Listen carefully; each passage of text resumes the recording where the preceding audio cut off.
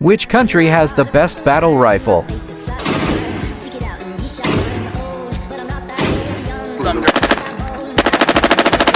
Thunder.